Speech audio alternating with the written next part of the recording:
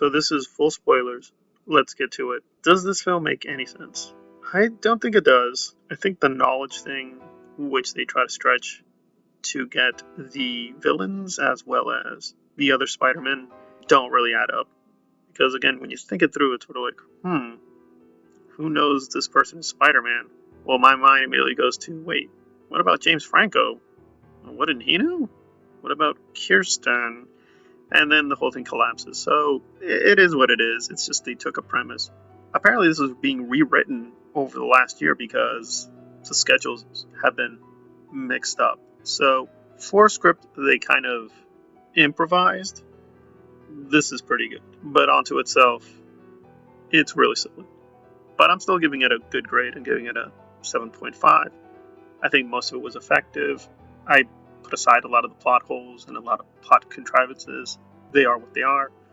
I think the performances were mostly good. I was really surprised with the Ned leads and Zendaya. They were a lot stronger than I anticipated. Except for a few cringe moments. Toby's amazing. Andrew's amazing.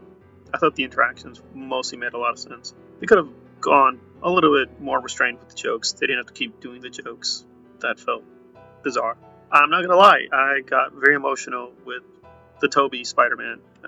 That's preference, but I do think he actually had both the strongest acting and was really the most emotive. I'm not gonna lie, I really wish Kirsten did a great cameo because that really would have been amazing. But I think Toby's acting was pretty rock solid, so you could feel like what the universe is doing to him, even if we don't see more of his story that happened off screen. But I didn't really like the Andrew Garfield version in his films, but here I actually liked him a lot. If you can convert me on Andrew, this is a pretty strong film. That said, I usually like auteur cinema, whether it's Denis Villeneuve, James Cameron, John Carpenter, Ang Lee, even Chloe Zhao, a director who has a style and personality I really prefer.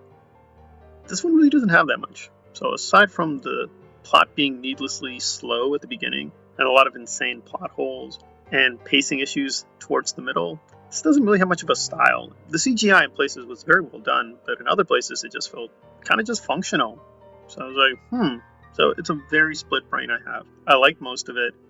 I'm not even into the Tom Holland Spider-Man, but I would have to say this was a very well done film. But it had so many issues and problems, you can't give it a 100% or 99%. So the ratings for this are pretty stupid and insane. They're just not being impartial, but I am. I think it would count as one of the top tier Spider-Man films, but more in the middle of the MCU because the MCU has so many movies. It's way better than Thor 2. It's way better than Iron Man 2. It's better than the worst like Endgame or Infinity War. It does make more sense. It's more cohesive. It makes a lot more sense. Willem Dafoe, for the most part, was compelling, although I think after the halfway point, why he does what he does makes no sense at all.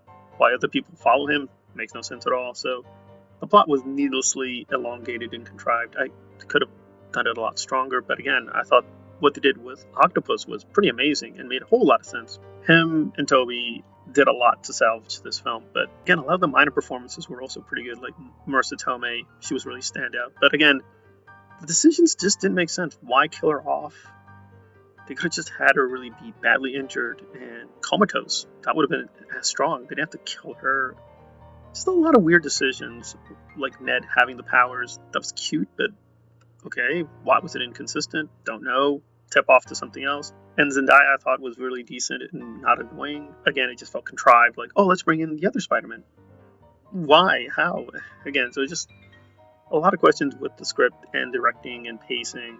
I can't give it a perfect score, but it is what it is. It's a great popcorn film. You'll mostly get your money's worth. If you want to see it in a theater, I wouldn't blame people.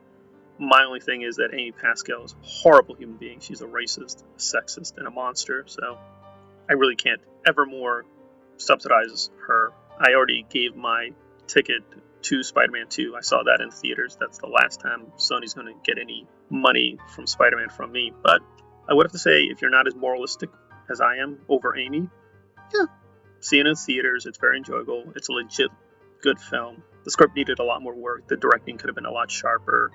Some of the performances need to be tweaked. And I'll dissent from many people praising Willem Dafoe.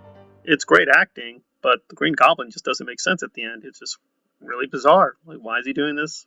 What is he after? It seems like he's trying to teach Spider-Man something. So it's like, does he want Spider-Man to become him? And again, not having James Franco really was strange. And I understand it's political, but he should have had a cameo. The same thing with Kirsten. So it's just very uneven with its own rules, but it is great fun for the most part. I think they did a pretty good job mixing the tragic and the goofy. So aside from a few cringe scenes or cringe humor, it mostly holds up. The CGI is always going to be erratic with the MCU, so there's a lot more cohesive and much better done than Endgame or Infinity War. I agree the nostalgia was mostly balanced, but it still feels like they just have not gotten Spider-Man all the way correct, and they relied on too many cheap tricks and gimmicks like killing off major characters or having needless emotive issues or scenes when no point to them, and villains just having radical different motivations because the scene requires it. It's just, yeah, a lot of weak parts, but overall, parts I was looking forward to were excellent with Octopus, with Toby, even with Andrew. But yeah, Willem, I think, was a lot weaker than I expected. I don't blame him. I think, but again, he seems very committed. So I think when they did the script, it seemed like a good idea. But now watching it, they didn't character assassinate, but it just felt, they were going someplace interesting at the beginning when he was very vulnerable. But then they just relied on a lot of cheap gimmicks as they did with Electro. But again, visually, it looks very arresting. I'm glad they did different designs. I thought the callbacks, for the most part, were really powerful and were slipped in very cleverly. Like when Electro says, "Oh, I thought you were going to be a black Spider-Man," things like that. I thought they were very balanced. So, again, overall, could have been a really stupid nightmare. So you congratulate them for avoiding another Spider-Man 3, but again, it just didn't feel as strong as it should have been, and maybe that was the rewrites, maybe it was extraneous things like the virus, you can't control those things, but again, the strong parts were very strong. Overall, very good film, but not excellent. It doesn't deserve this 99%, 100%, or even 9 out of 10. It's not the Snyder Cut, it's not Dune, but it's very clearly one of the strongest films of the year. Maybe not top 5, but I wouldn't mind if people put it in, 5 to 10. I think it probably earns that place, and I'm going to be debating myself where I would put it in that lower tier, but very respectable tier in terms of films of this year. So mostly good twists and turns, but some really mind-numbingly stupid ones, and unfortunately Doctor Strange really just is useless for the most part. There's no point to having him, but yeah, he's nice. He doesn't distract too much, but again, it just feels like it had the potential to be genuinely just a great cinematic experience. Instead, it's just very good, which is what it is. It's very good. And there we are with No Way Home.